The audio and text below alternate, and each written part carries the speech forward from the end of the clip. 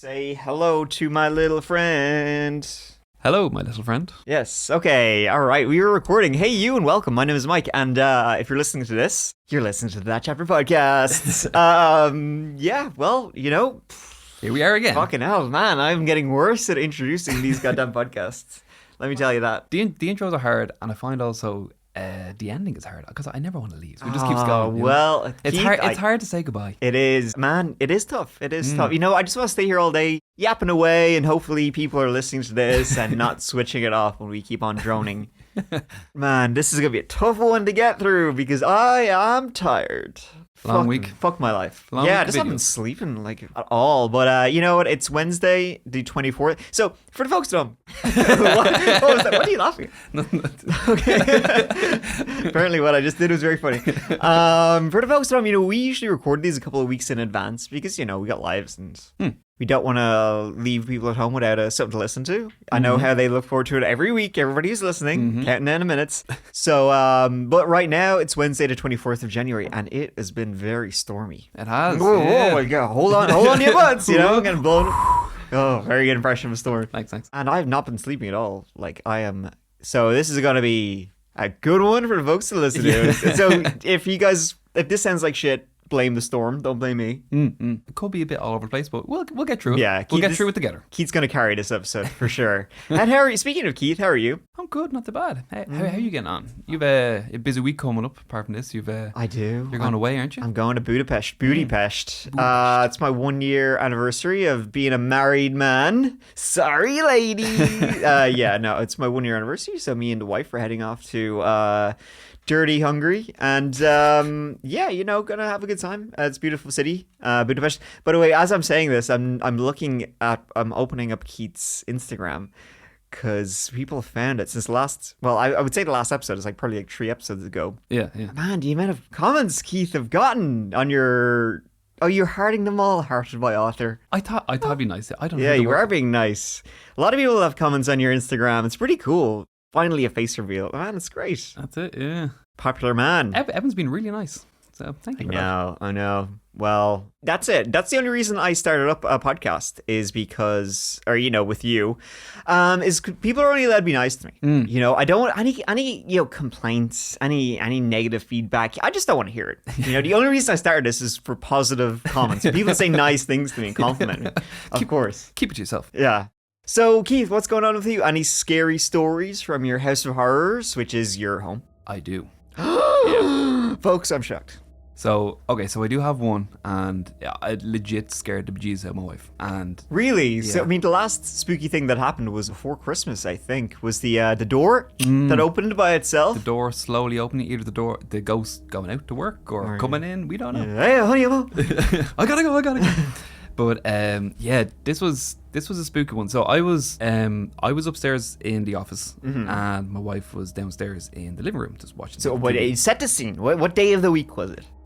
Tuesday, I believe. Tuesday. Tune on Tuesday. And what time of day? It was late. We just put our daughter to bed, so it was after 7:30. I'd say about 8 o'clock. The hour of the wolf. The hour of is it? I have no idea.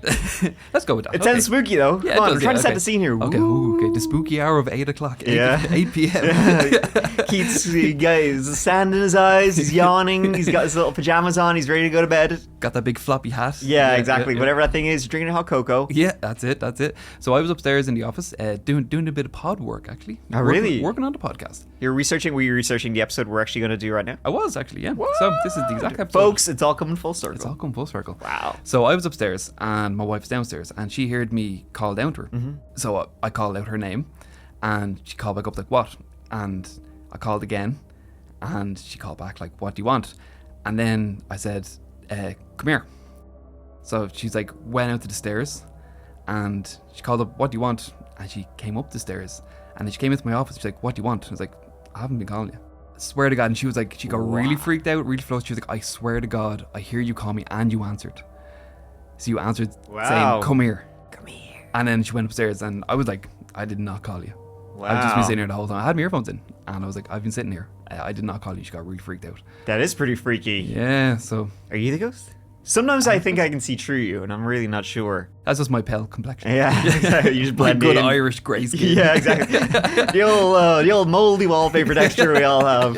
Well, that's freaky. That's chills, babe. Chills. It was, and yeah, as I said, like, scared the producer over. She, like, no explanation for it. It's like, that was really, really weird. But on the bright side, I guess it's not coming after me anymore. It's going after her. Hey, listen, it's off my back. ditch her. It's not your problem anymore. Yeah. That's all I'll say. Got that monkey ghost off my back. That's it. It's like you don't have to outrun the bear, you just have to outrun the other person. So it's That's her problem now, really. Exactly, You're fine, yeah, you're yeah. scot-free. Yeah, we'll get her in the pod next time. Yeah, exactly. She can tell the story once it goes up to now.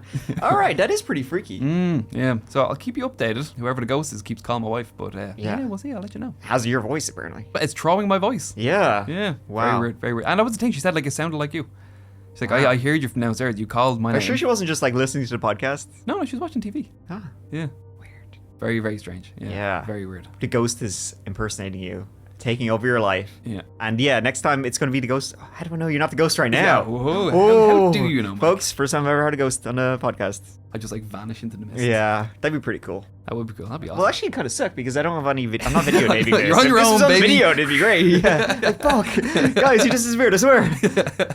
All right, cool. That's a spooky story. I'm sure the folks at home are shitting their pants. I hope so. Yeah, me too. All right. Well, there you go. All right. Fun times, fun times. Now, shall we get into today's topic? Let's do it. Let's get. I'm really excited about this one. I think it's a really good episode. When you sent me the script, I was reading through the script, and honest God, it reads like a movie. It is wild. But So, it's real. This shit here really happened. If you can it's believe that. It's very real. Indeed it is. Today, folks, we're talking about the case of the Beltway snipers, also known as the DC snipers, also known as Dickhead A and Dickhead B, if you ask me. Couple of shitbags. Indeed. So I think, let's just dive straight into it.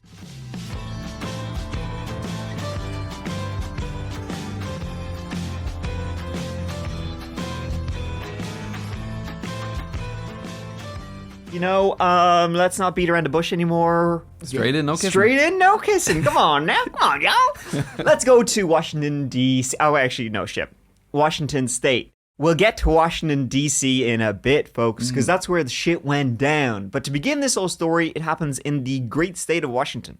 At around 7 p.m. on February 6th, 2002, 20-year-old Kenya Nicole Cook had just been getting her 6-month-old daughter, Angelia, ready for a bath when she heard a knock at the door. This was in Tacoma, Washington, and Kenya was staying with her aunt. But at this particular hour of the day, she was home alone. See, Kenya had been staying with her aunt and teenage cousin in Roosevelt Heights after a recent split from her child's father. They were due back to the house shortly, but for now Kenya was home alone. And so she wrapped Angelia up securely on her bed and headed down to... who was that? Answer the door. Less than a minute later, the young mother would be lying dead in the hall. Kenya had been working hard as a manager of a clothing store and taking business courses in evenings to help build a better life for herself and her child. One squeeze of her trigger later, and all of that hope was gone. She'd been shot in the face at a very close range with a .45 caliber pistol. She didn't have a chance. Right away, the question was, who the hell would want to hurt Kenya? A hardworking single mother. Yes, she'd just come out of a relationship, but it wasn't the kind of breakup in which either party would go and execute the other one in cold blood. The answer to this question would have to wait for 9 months, and by then, a lot more blood would be spilled.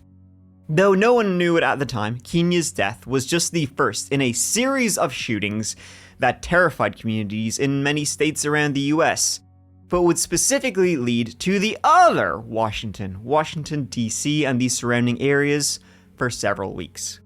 Now, some of these crimes me and Keith are gonna, skinny dip into, dive headfirst into, they wouldn't be definitively confirmed to have been a part of the spree until years, I'm talking years later. In fact, the shooting that led to Kenya's death wasn't confirmed as being linked to the others until 4 years after all this began in 2006. When Lee Boyd Malvo, one of the 2 men convicted of the Beltway sniper attacks, finally confessed to being responsible. Malvo had been traveling around the Tacoma area with a man named John Allen Muhammad. After killing Kenya, the two traveled to LA before taking a bus to Tucson, Arizona in mid-March 2002 to visit Muhammad's sister, Odessa Newell. Now, I know we're going to get into who these men are a little later. Ooh, spoiler alert. A bit more detail. But I think it's worth mentioning at this point that one of the snipers, John Muhammad, actually knew Kenya Cook's aunt, Isa Nichols. So Nichols was a friend of Muhammad's ex-wife and had sided with her through a very bitter divorce. The police, they now think that this may have been the motive for the murder, which kicked off a series of events. However, they're not sure whether the killer mistook Cook for Nichols or simply killed the niece to get back at the aunt. I'd say he probably shot the first person to open the door, knowing he lived there. Maybe he assumed it would be Issa, but she wasn't home at the time. That's it, yeah. So we're still not sure. Also, the gun that they used for the murder, the .45 caliber pistol, it wasn't even theirs. They'd borrowed it from a guy that they were staying with a few months prior, who would believe that he'd loaned the gun to them for a bit of target practice. Yeah. Well, it's definitely target practice, but not the kind of targets you were wanting to be. Very, very true, yeah. Yeah. Now, the man who they loaned the gun off, he was very cooperative and helped the police after this came out years later. But knowing your gun was used to kill someone, that's a bit shitty. I'd say that. It sticks with you. Yeah, exactly. If they knew who they were shooting or whatnot, I don't think they gave a shit. Because judging by what we're going to get into and what they did over the following weeks, they just killed whoever the fuck they wanted to, and it was pretty completely random the entire way through. The two had only been in Tucson for a matter of days when on the 19th of March 2002, 60-year-old Jerry Ray Taylor was fatally shot in the back from long range as he practiced chip shots on the Fred Enke golf course. As we're going to get into, he is another victim where they just randomly went around popping off shots. You might say willy-nilly. And you'd be right. I would, thank you. Though police had long suspected the shooting was likely committed by Muhammad and Malvo, it was never conclusively confirmed until Malvo was interviewed by Maryland police whilst in prison serving multiple life sentences for his part in the shootings to come. He only confessed on the condition of immunity from prosecution in the case. What's most depressing is that Jerry Taylor's wife died a year before the confession, so she died never having the closure of justice. Not that any further convictions were needed by that later point. With multiple life sentences himself and Muhammad awaiting execution, the truth had become the priority over justice or revenge. According to friends and family of Jerry Ray Taylor, he was an easygoing, mild-mannered man who really just didn't have an enemy in the world. After he was killed, everyone, including the police, I said, they were just left completely puzzled. It seemed so random, which it completely was, as you said. There was absolutely zero connection between the snipers and Jerry Ray Taylor before this. There is some speculation, though, that this may have been a hit. This actually came from Malvo, who apparently confessed someone wanted the golfer killed and paid Muhammad $25,000 to do so. However, Malvo did not say who wanted Taylor dead, and local authorities have not confirmed if this allegation is true or not. Keith coming in with the conspiracy angle. Love the old theories, man. Oh, Keith's a man for theories. He hasn't raised the pointer yet, folks, but I'm sure he will. Oh, it's coming. In classic Keith style. I'm warming up the finger, man. Yeah. Hey, wait up. Cut that out. He's doing a certain motion, folks. You don't want to know. Muhammad and Malvo departed Tucson 9 days after killing Jerry Ray Taylor on March 28, 2002, taking a Greyhound bus and helping themselves to 3 of the bus driver's credit cards somewhere along the way. In early April, Muhammad and Malvo spent 5 days with an acquaintance of Muhammad's named Jason Hamilton in Bellingham, Washington. Exactly where they went and what they did immediately after that is kind of a shaky area. What we do know is that at some point they ended up back in Tacoma, Washington, as a Visa card that was among the 3 stolen cards was recorded being used at a Tacoma gas station around April 11th, 2002. Things went quiet for a few months until early in September, though reports of gunshots fired at Temple Beth Synagogue in Tacoma in May have been attributed to Muhammad and Malvo, and would certainly fit in with the timeline and known movements of the two. See, they were just traveling around America, doing whatever the shit they wanted and just shooting anybody they saw fit to and got in their way. Anyone or anything.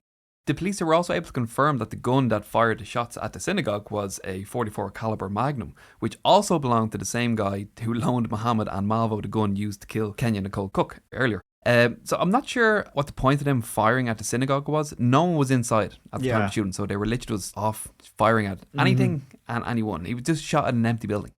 Muhammad and Malvo spent the majority of July and August in Baton Rouge, Louisiana, so Muhammad could visit family. They stayed with Muhammad's cousin, Charlene Anderson. She would later say that Muhammad had told her that he and Malvo were parts of a, get this, clandestine military unit on a spec ops mission. One of them. Pretty cool. He also took the time to get nostalgic and called his former classmate, Janet M. Scott, and asked her if she'd go to his 25th high school reunion with him. Catching up with the old gang. The answer probably wasn't positive though, and in early August, the pair were spotted twice at the health food market, our daily bread in Baton Rouge. Perhaps feeling the heat, the two returned to Tacoma in late August, where they visited Todd Paulson's auto repair shop and considered buying a Lincoln Continental, though they later decided against it. Baton Rouge comes up a lot, doesn't it? Baton Rouge comes up a lot, Tacoma comes up a lot, and as we will get to, DC comes up a lot. Yeah. These were just two men randomly traveling around America. I mean, hey, listen, they love to travel. They love to kill and they love to travel. What more do you want? But not even this story. I just mean in general, Baton Rouge. It's Oh, always and seems just to come the up. murderers and stuff. Yeah. I think there's something in the water up there. Well, yeah, I did. On the Chan. That's a fancy word for Chan. I covered the story of Sean Vincent Gillis, the serial killer, who was active in Baton Rouge, Louisiana. And when he was active, there was like 2 other serial killers active in the same area at the same time. It was like 50 people or something were killed, like murdered. Yeah. In just over this period by serial killers. Yeah, it does come up a lot, actually. Yeah, it's a wild area. Yeah, damn Cajuns. Yeah. Also, that high school reunion sounds awful. Like 25 years later. If I haven't talked to you in 25 years, there's good reason. It's good. Why do I want to talk to you now? Yeah. Have you ever been to a school reunion? No. Have you? No. No. I mean, it would have been my 10-year school reunion. Well, 2019. Yeah. I don't either if they did or they didn't invite me.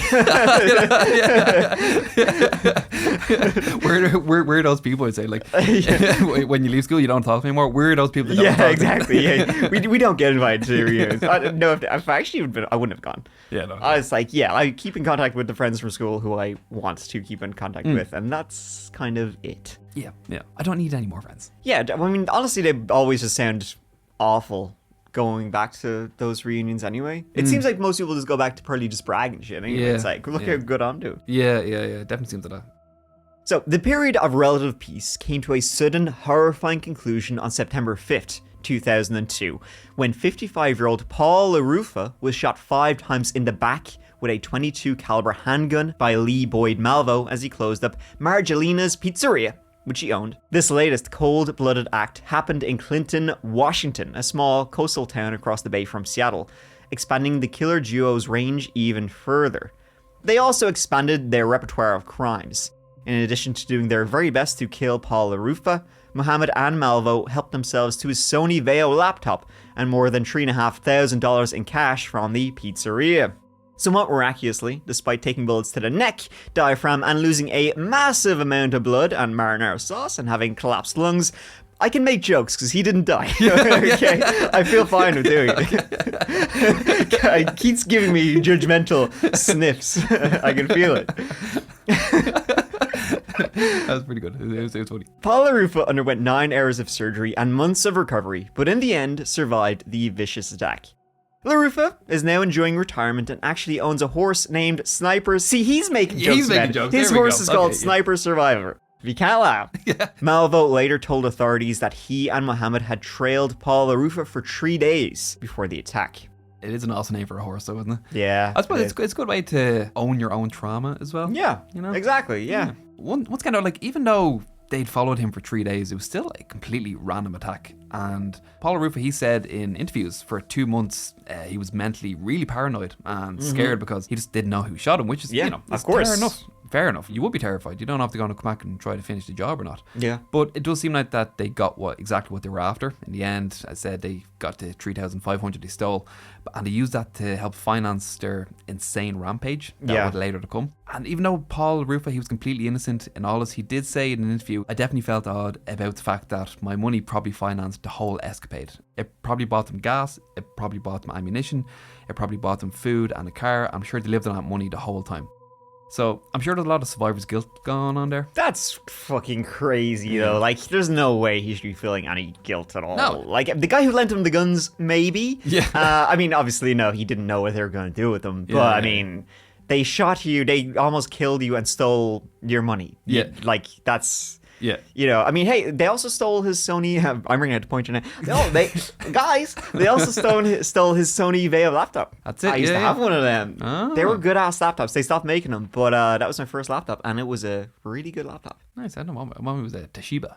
Ah, man. Well, It was not good. No. I remember I had it when I was like 16, 17, and LimeWire, baby. Oh man, it was like I heard someone say before. It's like having unprotected sex with the internet. Yeah. And, like Oh, that's man. the best way I can I forget the definition of it. Got every STD, internet STD possible. I just torrent and LimeWire the shit out of everything. Yeah. I'm pretty sure it just like went on fire one day. That's why I had to get rid of it. I It was completely bad. I destroyed our family computer with it. Yeah. We'd only had it like about 2 weeks. Yeah, and I was like, what happened? Like, I don't know. LimeWire just big tits, big tits. They're like, every time I press B, Like all that for like 2 songs downloaded. 340p, just boobs. Good times. The internet, man. The internet back in the days. The internet. Keith, hey, let's have a podcast about early internet days. It's my time. I remember I had my very first. Yeah, okay, we're in the mic zone. I remember I used to have an MP3 player. You know, it was like a Creative Zen. Yeah, I had a Creative Zen. They were awesome. They were really good. Really Yeah. good. Oh man, I miss those things. It was a real blocky piece of shit. But it was awesome. They were bulky. I had like 100 songs, and I was like, whoa. Yeah, I remember I got I ended up getting like 500 songs off my cousin, but it was none of them were named. Yeah, this is track 1, track 2. Yeah, track one, like all the way to track 500, like, so I Yeah. never knew what I was listening to, but it was great. Yeah, Yeah, I love track 26. yeah. I know. Yeah. It's so funny how like I appreciated music back then, and now you know Spotify and like every song I listen, and I'm like listen to the same 5 songs over and over again. No, that's the thing. I'm like all I listen to now is literally songs from my youth. Yeah. I rarely listen to any new songs. Yeah, I do not. I'm not keeping up with the kids. I've just tuned out. Yeah. It's like I've decided, no, this is music I like. Like I don't care about anything else. Yeah, that's it. I'm sticking with it. good. Yeah, you know, yeah. I'm good. Yeah, no, yeah, exactly. All right, back to the story of the DC sniper. Man, we do love our tangents, don't we? I do. I wonder if people just start listening to just like press 30 seconds skip every time we go off topic. Oh my god, I'm still talking about it. Move on. Zowie! All right. So shortly after... No, actually, I have another thing to say. Yeah, the pointer's out. You can't put the pointer back now. Shortly after the attack on Paul LaRufa, Malvo and Mohammed made their way to Camden, New Jersey. And while hanging out at the All Nations Cuisine restaurant, they met 26-year-old Nathaniel O. Osborne, a Jamaican immigrant who came to the US in 1996. On the 11th of September, Osborne helped Malvo and Mohammed to register a 1990 blue Chevy Capri that Mohammed had bought the day before from Sure Shot Auto Sales in Trenton, New Jersey for $250. What a bargain. That is wild. Yeah, that's awesome. This is in 2002, and that's crazy. Is that actually correct? That seems like oddly low. Yeah. Well, I'm just gonna double check that. Like that actually seems like I bought my first car for like 400, and that was. it was. That is wow. They did actually purchase the car for $200. Sorry, folks. I actually just had to Google that because that seems wildly low. I just wanted to double check that. It's like, like the cost of second-hand cars now. Yeah. Oh man, folks are having another tangent. Yeah, The and we're cost of off. cars these days is wild. It's off the chains. Hey, listen, back to 2002, you can get a 12-year-old car for $250. That seems like, I know we talk about inflation and shit, but even for 22 years ago now, Jesus. That seems wildly low. Yeah. What? Yeah, takes back the good old days. Huh? Yeah, I know, the good old days. On the registration paperwork, Mohammed and Osborne both gave their addresses as 1400 Sheraton Street in Camden, which was actually the address of the All Nations Cuisine restaurant where they had met. While Osborne would later be arrested in relation to domestic violence charges, and then later again on a federal witness warrant in connection with Malvo and Mohammed's crimes, he was never considered to know what the two were up to and played no part in the shootings that were already happening and to come. Mohammed and Malvo definitely were very good at using all those around them to get what they wanted, from guns to cars to addresses to money. 3 days later, on the 14th of September 2002, 22-year-old Rupinder Benny Oberoi was helping his boss, Arnie Zelkovitz, the owner of the Hillendale Beer and Wine store. Rupinder worked as a cashier. Close up for the night, when out of nowhere they heard a loud crack. A few seconds later, Rupinder was on the floor, struggling to breathe. Fortunately, an off-duty police officer happened to be nearby and called 911 while rendering first aid to Rupinder. The Hillendale store was very close to the Beltway, a loop of highways that run around Washington, D.C., and where police believe these snipers took their shot from. It also gave the shooters the name that stuck in the media, the Beltway Snipers. Rupinder suffered severe damage to both kidneys and his liver, and even lost a large chunk of his stomach, but he recovered. After this, Rupiender's father said that the family was extremely disappointed because they felt the police had not aggressively investigated the shooting when it happened. Yeah. Which I'm sort of inclined to believe. Like, with everything they did so far, it's crazy the police were, like, not hot on their tail. Oh, yeah, and like, spoiler alert, but this will keep going. Like, they just randomly drove around murdering people. Yeah, and I mean, no spoilers, but there's a part in the story where they essentially fuck up. Yeah, and that's how they get caught. That's it. Yeah, it's not true. Like, it's amazing. wild. Yeah, it's the story gets crazy, but I mean, I'm sure they would have got caught eventually, but yeah, like as you're saying, it wasn't amazing, stunning detective work that solved the story of these two people. I mean, their body count is insane. And like I said, like this, they've like from the first killing, they've done this for like 9 months. Yeah, and they had no idea. They did nothing at all. It's crazy. Yeah. So the very next day after shooting Rupinder, September 15, 2002, 32-year-old Mohammed Rashid was also preparing to lock up the liquor store where he worked when he was shot at 3 times. The first 2 shots missed, but the third hit him in the stomach and dropped him to the ground. Even though he was in immense pain and had to desperately struggle to stifle a cough, he thought quickly, and he played dead. While he laid as still as possible, he felt a man, who he'd later realize was Malvo, rifle through his pockets and take his wallet. Rashid was able to cling to life and even gave the police a detailed description of Malvo, and even mentioned seeing a dark-coloured sedan parked nearby. Rashid, he was the only eyewitness who provided authorities with a detailed description of the suspects throughout all this. Yeah, I mean, again, spoiler alert, but their method of how they were committing all of these random sniper attacks, shooting attacks, was pretty ingenious, because they were doing it all from the car, or most of them, I believe, from the car. Yeah. We'll talk about that later in a bit. 6 days later, across state lines in Atlanta, Georgia, and just like Rupinder Oberoi and Mohammed Rashid, 41-year-old Million A. Wolder Mariam was helping a friend close up Sammy's package store on September 21st, 2002, when he was shot in the back and head 3 times at close range by Malvo and Mohammed. This time the wounds would prove to be fatal. Million was an Ethiopian immigrant, and like those before him, he'd been chosen at random. Ballistics would later match the .22 used, being the same as being used in earlier attacks. Later, the same day, Mohammed and Malvo struck again when they shot 2 women as they closed up a liquor store for the night. Store manager, 52-year-old Claudine Parker, died, but the 24-year-old cashier, Kelly Adams, survived, despite being shot from point-blank range, shooting with the same .22. This time around, robbery was thought to be the motive, but was thwarted by 2 police officers who happened to be patrolling nearby. Unfortunately, though, for everybody in this story, Mohammed and Malvo were able to get away.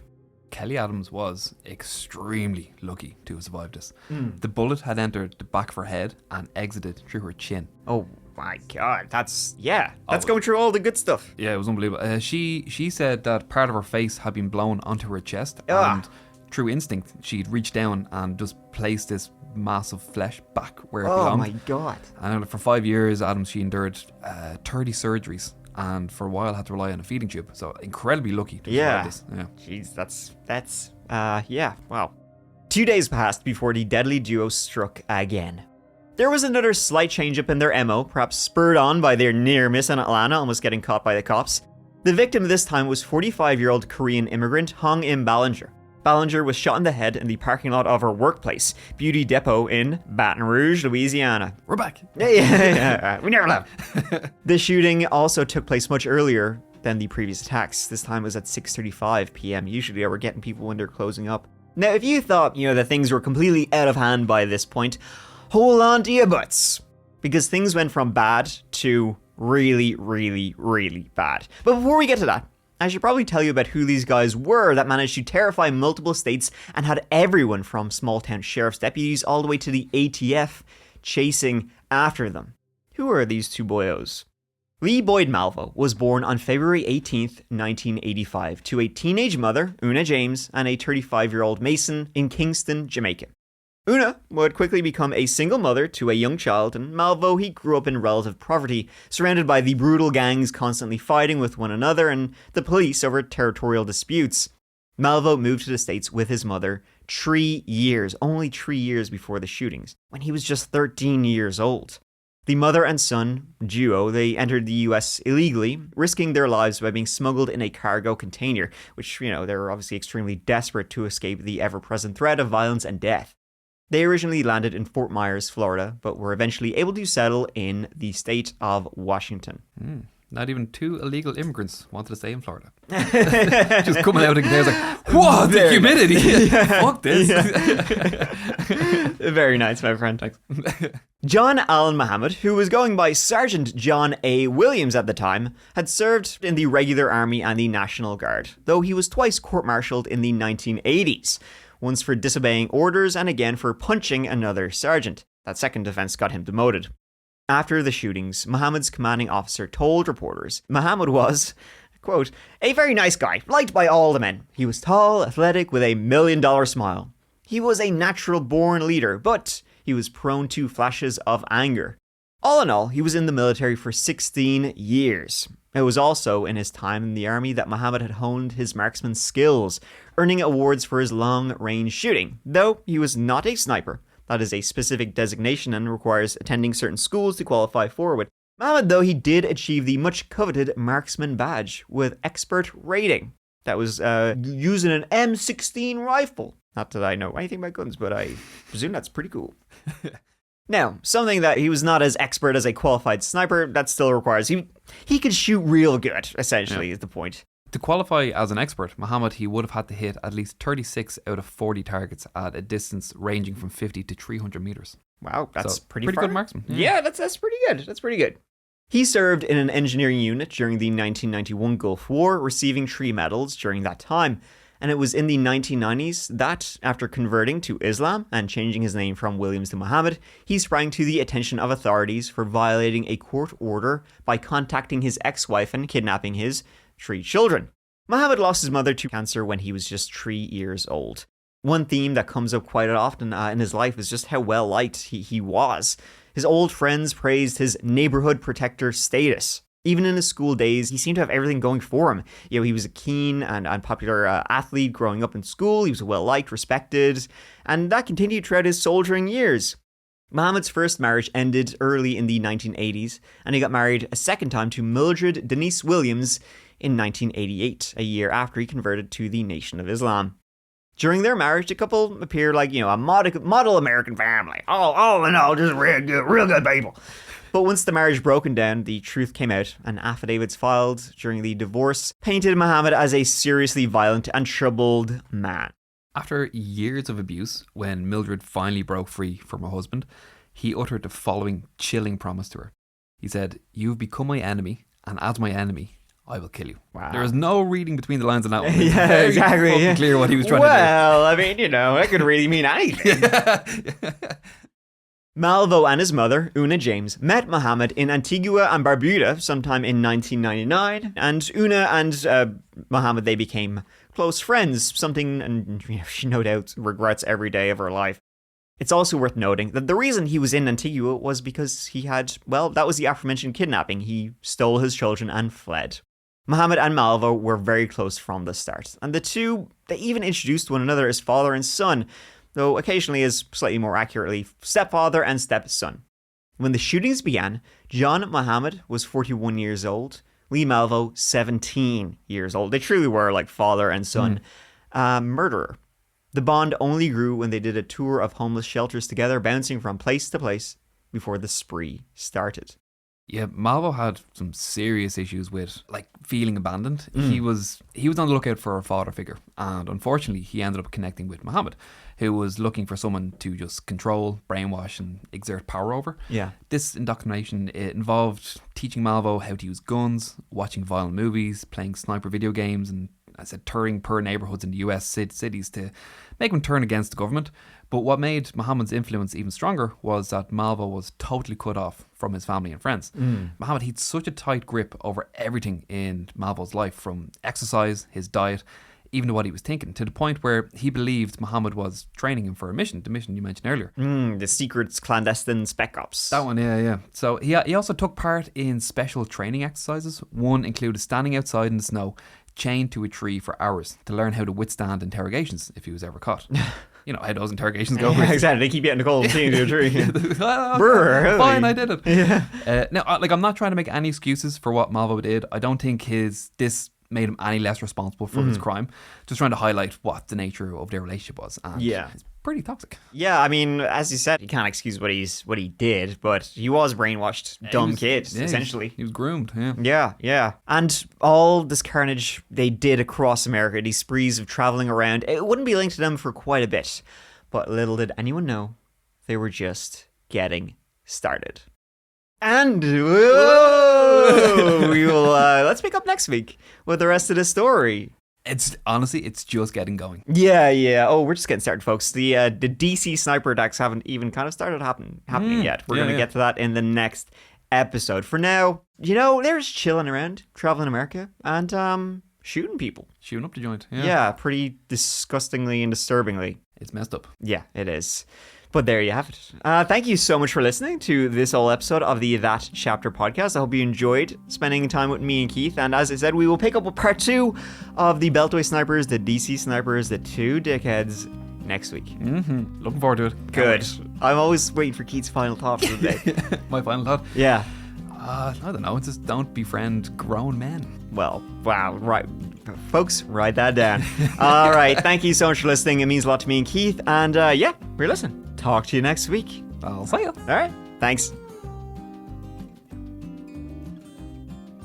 As he closed up Margelina's Pizzeria, which he owned shortly before midnight. Oh, he owned a pizzeria. Just saying. That's good. Yeah, thank you.